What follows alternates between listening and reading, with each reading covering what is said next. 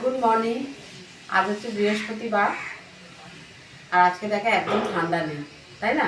একদম একদম ঠান্ডা নেই। কাল বিকাল থেকে হ্যাঁ, একদম ঠান্ডা চলে বিকালে গেছে। রাত্রে তো গায়ে কিছু দেওয়াই যাচ্ছে না। গরম লাগছিল। তো দেখো, আমি সকালবেলা আমার তো রান্নাঘর থেকেই শুরু হয় দিনটা। ছেলে স্কুলে যাবে, তার জন্য যে টিফিন করেছি, মানে বসিয়েছি হচ্ছে ঘুগনি, আর একদিকে করবো রুটি।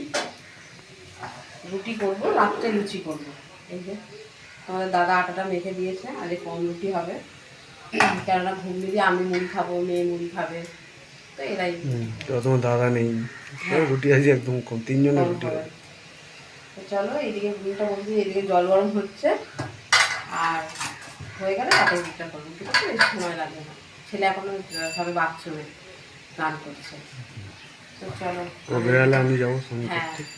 তো আমি আজকে টিফিনটা করে নিই, নিয়ে তারপরে দুপুরবেলা কি রান্না হবে না হবে সবটাই তোমার সাথে শেয়ার করো। আজ রান্না সেরকমটা করবো না দেখবে।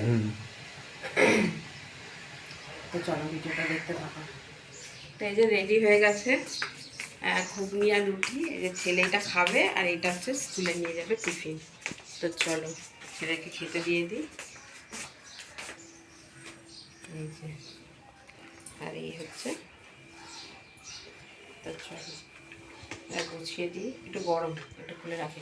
এখন বাজে 8:20। তো ছেলে খাবে, আর তারপরে এখন দেরি আছে, 8:35-এ বেরোবে, 15 মিনিট দেরি আছে, তখনও রেডি হচ্ছে। তো চলো আমি গুছিয়ে দিই। আর মুনিয়া খাবি এখন? পরে খাবে? আচ্ছা, তুমি মুড়ি খাবে, তোমার রুটি করিনি। আর আমিও আমার করিনি, রুটি দিয়ে আমি খাবো না, আমি মুড়ি দিয়ে খাবো। তো চলো দেখতে থাকো ভিডিওটা। তো এখন বাজে 9টা, টিফিন খেয়ে নিচ্ছি। আমি খাচ্ছি মুড়ি, আমি খাচ্ছি মুড়ি। ঘুগনিতে মুড়িতে ভালো লাগে।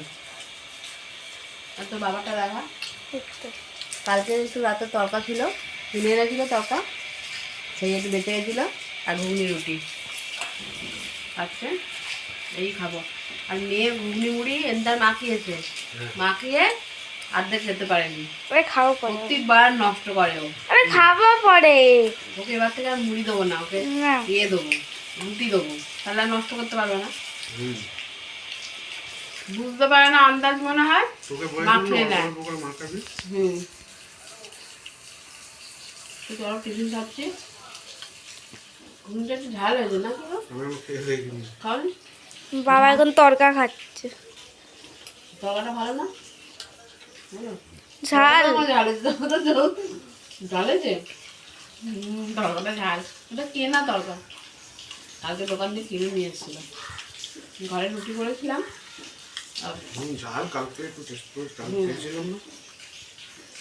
আমার এই তরকা টরকা, বাইরের তরকা খুব একটা ভালো লাগে না, তরকাই ভালো লাগে না, তরকার ডাল।